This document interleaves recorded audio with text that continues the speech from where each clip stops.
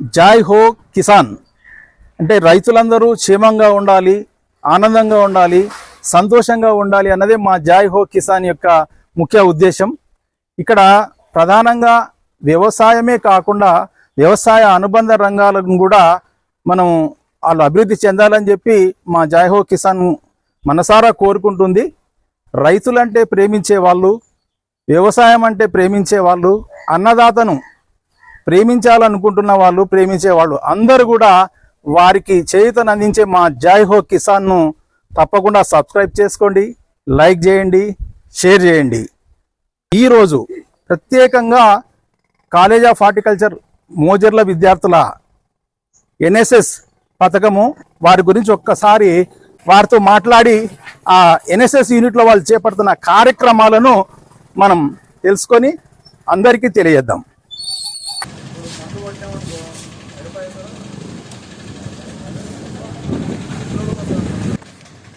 మీకు మిరప ఇంటి పూర్తి చేసుకున్నా కానీ మీకు ఇక్కడేస్తున్నాను. సింపుల్ లాజిక్ ఎంతలు ఉంటాయి కదా, షాప్లో దొరుకుతాయి. పెట్టాక మళ్ళీ గుంటక అయిపోయిన తర్వాత మళ్ళీ తీసుకొచ్చి పెట్టుకోవాలి. మళ్ళీ తీసినాం లేదు అనుకుంటే కాదు. అయితే దానివల్ల ఏమవుతుందంటే అడ్డాలు, బ్లూ కలర్ అడ్డాలు, అదేవిధంగా పసుపు రంగు అడ్డాలు పెట్టడం ద్వారా ఏమవుతుంది, ఈ సన్న కుచ్చు తెగులు ఏదైతే వస్తుందో ఆ తెల్లదోమను వీటన్నిటిని ఈ పురుగు ఇంత ఉంది వృద్ధి దాన్ని తెలుస్తుంది. ఆయిల్ పంప్ గురించి చిన్న ఒకటే లాజిక్ చెప్తాను. ఇప్పుడు ఆయిల్ పంప్ లో మనకు సబ్సిడీ కానీ ఇవ్వడం కూడా ఏంటంటే, మీకు బోర్ ఉందా ఫస్ట్ ఉంటేనే డ్రిప్ ఇస్తారు, ఇవి ఇస్తారు. ఎందుకు అట్లా ఇస్తారంటే, సపోజు ఈరోజు ఈ వారంలో మా ఇంట్లో ఫంక్షన్ ఉంది, నాదే ఆయిల్ పంప్ తోట ఉంది, నేనేం చేస్తున్నా నీళ్లు పెడతలేను. ఫంక్షన్లు అని బట్టలు తీసుకోవడం ఇలాంటివన్నీ మనం చేసుకుంటా నీళ్లు పెట్టట్లేదు. ఈ నీళ్లు పెట్టకపోవడం వల్ల మనకు 18 నెలల తర్వాత ఈ ఇంపాక్ట్ అనేది తెలుస్తుంది. ఈ నెల రోజులు నీళ్లు పెట్టకపోవడం, ఈ 2 నెలలు మనం నీళ్లు పెట్టకపోవడం అనేది 18 నెలల తర్వాత ఇంపాక్ట్ తెలుస్తుంది. ఎలా తెలుస్తుంది అంటే, పోటుగోలలు అనేది ఎక్కువ వస్తాయి. నీళ్లు తక్కువ అయ్యే కొద్దీ మొగగోలలు అనేది ఎక్కువ వస్తాయి, ఆడగోలలు అనేది తగ్గుతుంది. ఇంకొకటి, నువ్వు యూరియా కూడా ఎక్కువ వేయడం వల్ల ఏమైతే, నత్రజని ఎరువులు ఎక్కువ వేయడం వల్ల కూడా పోతుగోలలు అనేది ఎక్కువ వస్తుంది, ఆడగోలలు తగ్గుతాయి. మనకు ఎంత పోతుగోలలు ఎక్కువ వస్తున్నాయి అనుకో, మన ఈల్డ్ అంతా తగ్గిపోతుంటది. ఆడగోలలు అనేది ఎక్కువ రావాలి. నువ్వు ఇప్పుడు సపోజ్ 3 సంవత్సరాల తర్వాత 4వ సంవత్సరం నుంచి పిందె బట్టి మనకు కాపుకు వస్తుంది. 3వ సంవత్సరం ఉందనుకో, మొక్క ఎండాకాలం ఉంది, ఎండాకాలంలో ఒక డ్రమ్ ఉందిగా, బ్లూ కలర్ నీళ్ళ డ్రమ్ము 200 లీటర్లది, ఒక డ్రమ్ము ఒక మొక్కకు పోయాలి. ఒక రోజు ఒక డ్రమ్ము నీళ్ళు అనేది ఒక మొక్కకు పడాలి డ్రిప్పు. ఎండాకాలం, వానాకాలంలో అయితే 150 నుంచి 200 లీటర్లు పడాలి. అంటే 30 భాగం ఒక డ్రమ్ లో. అన్ని నీళ్లు కనుక నువ్వు రెగ్యులర్ గా మెయింటైన్ చేయలేదనుకో, ఈ ఇంపాక్ట్ అనేది మళ్ళీ నీకు చెప్తే కదా 18 నెలలకు, అంటే సంవత్సరం పోయినాక నెక్స్ట్ క్రాప్ అప్పుడు నీకు ఇంపాక్ట్ పడుతుంది. ఆడపూల కాబట్టి అందులోనే వస్తుంది ఆయిల్ శాతం. దానికోసం మనం ఏం చేయాలంటే, సల్ఫర్ సంబంధించిన ఫర్టిలైజర్ వేసినాం అనుకో, నూనె శాతం అనేది ఇంక్రీజ్ అవుతుంది. ఇప్పుడు అదే నువ్వు చెప్పేది, పోతుదాడు కల్లాన్ని తాగుతారు కదా, ఆ పోతు చెట్లు ఉంటాయి, ఓన్లీ మేల్ ఉంటుంది, మేల్ అండ్ ఫీమేల్ అనేది సపరేట్ ఉంటుంది అనమాట. దానికోసం అది. అందరికి నమస్కారం. నా పేరు మన్నెం, మాజీ సర్పంచ్ మోజర్ల విలేజ్. అయితే మన హార్టికల్చర్ కాలేజీ మోజర్ల విద్యార్థులు మొన్న 11వ తేదీ రోజు మోజర్ల గ్రామానికి రావడం జరిగింది. పండ్ల తోటలు మొక్కలు నాటి నీళ్లు పెంచి ఏ విధంగా పెంచాలి, ఏ విధంగా అయితే పెరుగుతాయనే దాన్ని మొదటి రోజు చెప్పడం జరిగింది. 2వ రోజు మళ్ళీ మోజర్ల గ్రామానికి వచ్చేసి వీధులన్నీ, మోజర్లో ఉన్నటువంటి వీధులన్నీ శుభ్రం చేసి రోడ్లు ఊడ్చడం జరిగింది. తర్వాత వయ్యేరి బామ మొక్కలను పీకివేయడం జరిగింది. దానివలన గ్రామానికి వచ్చేటటువంటి ఏమైనా హానికరాలు రోగాలు వచ్చేటుంటే అవన్నీ గ్రామస్తులకు వివరించడం కూడా జరిగింది.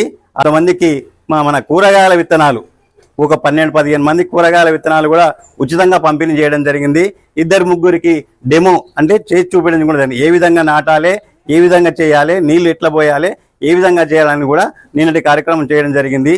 ఈ మట్టిని మనం తీసుకెళ్లి అక్కడ ఎక్కడైతే నమూనా సేకరిస్తారో అక్కడికి పంపించమని చెప్పడం జరిగింది. హార్టికల్చర్ కాలేజ్ నుంచి మన అసిస్టెంట్ ప్రొఫెసర్ గారు భాస్కర్ సార్ ఆధ్వర్యంలో ఈ కార్యక్రమం చాలా చక్కగా 3 రోజులు చాలా చక్కగా జరిగింది. ఇంకా 3 రోజులు కూడా జరుగుతుంది. ఈ కార్యక్రమానికి వారికి మా గ్రామం తరపున మరీ ధన్యవాదాలు, విద్యార్థులకు వారికి ధన్యవాదాలు తెలుపుకుంటున్నాం. పేరు బాలరెడ్డి, మాది మోజాల గ్రామం. అయితే ఇప్పుడు మట్టి నమూనా దాని కార్యక్రమాన్ని గురించి మాకు హార్టికల్చర్ వాళ్ళు ఎన్ఎస్సి ప్రోగ్రాంకి వెళ్ళి మా విలేజ్లో చూపించడం జరిగినది. దాన్ని కూడా కొంత మేము చేసి చూడడం కూడా జరిగినది. అయితే ఫస్ట్ వాళ్ళు ఏమంటున్నారంటే వి ఆకారంగా తీయాలి మట్టిని భూమిలోకి వెళ్ళి దాదాపు 11-12 ఇంచుల లోతుకి వెళ్ళి తీయాలి అని వాళ్ళు చెప్తున్నారు. వి ఆకారంగా తర్వాత తీసినాక ఒక ఎగురకు జడ్డు ఆకారంగా తీసి అక్కడ తీసిన తర్వాత 8-10 దోగలు తీసి ఆ మట్టినంతా ఒక దగ్గర పోగు చేసి మెత్తగా ఆ మట్టిని సూర్ణంలాగా చేసి మెత్తగా దంచి దాని ఆకారంగా ఏంటి మొత్తం సదరంగా మట్టిని నేర్పి దాన్ని 4 భాగాలుగా చేసి ఆ 4 భాగాలుల్లో 2 ఒక సైడ్ భాగాలు చేయకుండా ఆపోజిషన్ సైడ్ భాగాలు తీసి మిగతా ఆపోజిషన్ సైడ్ భాగాలు పక్కకు పెట్టేసి ఆ విధంగా ఇట్లా 4 సార్లు చేసిన తర్వాత మనకు 1 కిలోనో అర్ధ కిలోనో కిలోన్నర వరకు మిగులుతుంది మట్టి. ఆ మట్టిని తీసుకొని మన శాంపిల్కు అంటే మనకి ఎక్కడైతే అందుబాటులో ఉంటుందో మదనాపురం కానీ జడ్చల్ర కానీ ఇంకోటి ఈ హార్టికల్చర్ సార్ వాళ్ళు ఉడకంగా ఒకవేళ మాకే అప్పచెప్తే మేము చేసుకొచ్చి మీకు రిపోర్ట్ ఇస్తామని ఉడకంగా అంటున్నారు. వాళ్ళకి ఇచ్చిన ఉడకంగా చేస్తారని చెప్పని ఇది రైతులకు ఇంకొక 2 సంవత్సరాలకు ఒకసారి లేక 3 సంవత్సరాలకు ఒకసారి అన్న మట్టిని మాత్రం ఖచ్చితంగా పరీక్ష చేపియాలి. ఇంకొకటి ఇప్పుడు కొత్తగా ఏమైంది, ఇంకోటి వాటర్ను కొంచెం పరీక్షలు చేపియాలని అనుకుంటున్నాను. మాకు ఎన్ఎస్ఎన్ ద్వారా హార్టికల్చర్కి వెళ్ళి మోజల్ హార్టికల్చర్ కాలేజీలోకి వెళ్ళి వాళ్ళు టీచర్ పేరు సార్ భాస్కర్ సార్ ద్వారా మాకు విన్నవించడం అయినది. దీనికి మేము అందరం కృతనిశ్చయంగా ఉన్నాం. ఇంకా ఈ 2-3 రోజుల్లో ఇంకా కొత్తది ఏమన్నా ఉన్నా మాకు చెప్పాలని చెప్పని మేమంతా ఆనందిస్తున్నాం, చాలా గర్వపడుతున్నాం.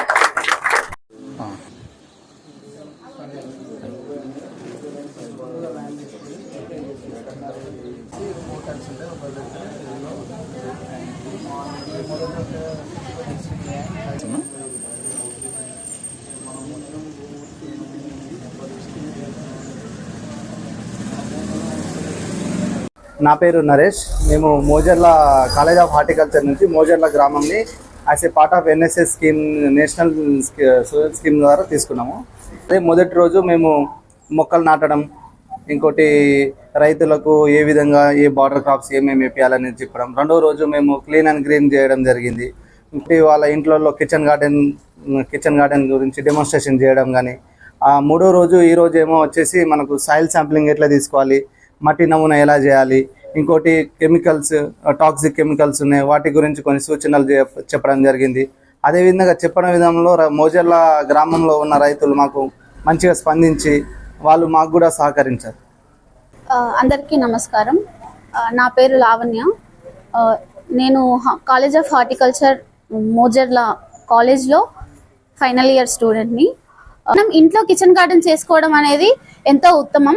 దానికి సంబంధించి మనం కొన్ని కూరగాయలు అంటే మనకు నిత్యావసరంగా ఏవైతే అవసరం ఉంటాయో 1-2 ఆకుకూరలు, టమాటో, మిర్చి, ఇంకా కొత్తిమీర, ఇలాంటివన్నీ 3-4 ఆకుకూరలు, ఇంకా 2 కూరగాయలు, ఇట్లాంటివి మనం పెంచుకున్నట్లయితే ఇంటి ఆవరణలో, ఇంటి ముందర ఎంత చిన్న స్పేస్ ఉన్నా కూడా ఆ స్పేస్లో మనం పెంచుకున్నట్లయితే ఆరోగ్యంతో పాటు మనకి ఒక ఇంత టైం అంటే మనం పెంచిన దానికి మనం దాని మీద వెచ్చించిన టైంకి మనకి ఒక హ్యాపీనెస్ అనేది వస్తుంది. అంటే మనం అది చేసుకొని మన సొంత చేతుల ద్వారా తీసుకుంటే అది మనకు ఎంతో సంతోషాన్ని కూడా ఇస్తుంది, ప్లస్ ఆరోగ్యాన్ని కూడా ఇస్తుంది. సో దానివల్ల మేము అది ఎంకరేజ్ చేయాలని ప్రతి ఒక్కరూ వారు తయారు చేసిన కూరగాయలని ఇంట్లో వండుకోవాలని, ఇంట్లో వాడుకోవాలని దాన్ని ప్రోత్సహిస్తూ మేము కిచెన్ గార్డెన్ అనే ప్రోగ్రామ్ ఇక్కడ నిర్వహించాము. 10-15 ఇళ్ల వరకు మేము విజిట్ చేసి ఎలా చేయాలి కిచెన్ గార్డెనింగ్ అనేది మేము చూపించాము. చాలా తక్కువ స్పేస్లో, చాలా తక్కువ స్పేస్లో మనం కిచెన్ గార్డెన్ చేయడానికి వీలు పడేలా మేము వారికి చేసి చూపించాము. అదే స్వాతి, నేను ఫైనల్ ఇయర్ స్టూడెంట్. మేము ఎన్ఎస్ఎస్ క్యాంప్లో భాగంగా 2 టీమ్స్గా డివైడ్ అవ్వడం జరిగింది. ఒకటి ఏ బ్యాచ్, ఇంకొకటి బి బ్యాచ్. అయితే ఇందులో 2 విలేజెస్ మాకు ఇవ్వడం జరిగింది. అందులో మాది మోజర్ల గ్రామం ఇవ్వడం జరిగింది. అలాగే కొన్ని కెమికల్స్ వల్ల అంటే కొన్ని కెమికల్స్ డేంజరస్, అలాగే కొన్ని సేఫ్టీ అన్న వాటి గురించి రైతులకు చెప్పడం జరిగింది. అయితే మిగతా 2 daysలో మేము రైతులకు వెటర్నరీ అంటే యానిమల్స్కి వచ్చే డిసీజెస్ గురించి, అలాగే సైబర్ సెక్యూరిటీ, ఇంకా బ్లడ్ డొనేషన్ క్యాంప్ గురించి కూడా నిర్వహిస్తున్నాం అని. వినోద్, ఈరోజు మా ఎన్ఎస్ఎస్ క్యాంప్ ద్వారా క్రిమి సంహారక మందుల గురించి మరియు వాటి వల్ల కలిగే అనర్థాలు, వాటి లాభాలు, వాటి ఎంత వినియోగం చేసుకుంటే బాగుంటుంది అన్నట్టు మేము చెప్పడం జరిగింది. అందులో భాగంగా మందు పిచికారీ చేసే సమయంలో తీసుకోవాల్సిన జాగ్రత్తలు ఏంటంటే చేతికి గ్లౌస్ వేసుకోవడం, మాస్క్ పెట్టుకోవడం, షెల్టర్ అలాంటివి వేసుకోవడం వల్ల మనకు హాని అనేది తగ్గించుకోవడం జరుగుతుంది. అందరికీ నమస్కారం. నా పేరు కె భాస్కర్. మోజర్ల ఉద్యాన కళాశాలలో అసిస్టెంట్ ప్రొఫెసర్గా పనిచేస్తున్నాను. మేము ఈ నెల 11వ తారీఖు నుంచి 17వ తారీఖు వరకు 1 వీక్ జాతీయ సేవా పథకంలో భాగంగా ప్రత్యేక శిబిరాన్ని అనేది మేము నిర్వహిస్తున్నాం. అయితే ఈ మోజర్ల గ్రామంలోని రైతు వేదికలో మన 11వ తారీఖు రోజు ఈ యొక్క ఎన్ఎస్ఎస్ ప్రోగ్రామ్ అనేది ఇనాగరేషన్ అనేది చేయడం జరిగింది. సో ఆ రోజు మనం చూసినట్లయితే కనుక గ్రామస్తులు పెద్ద ఎత్తున, అదేవిధంగా వ్యవసాయ శాఖ నుంచి మండల అగ్రికల్చర్ ఆఫీసరు, ఏఈఓలు, అదేవిధంగా గ్రామస్తులు, రైతులు అందరి సమక్షంలో ఈ ఎన్ఎస్ఎస్ ప్రోగ్రామ్ అనేది మనం నిర్వహించడం అనేది జరిగింది. అయితే ఆ రోజు అంటే మొక్కలు పెంచాలి, వర్షాలు రావాలంటే మనం మొక్కలు పెంచాలనే దృఢ సంకల్పంతో మొదటి రోజు పండ్ల మొక్కల యొక్క పెంపకాన్ని అనేది మనం నాటించడం జరిగింది.